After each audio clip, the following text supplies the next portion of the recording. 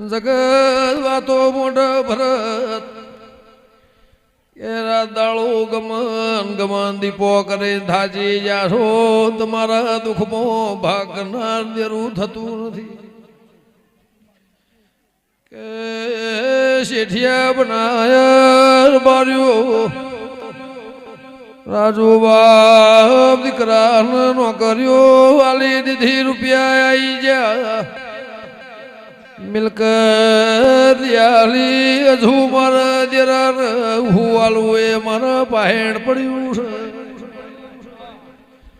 વગર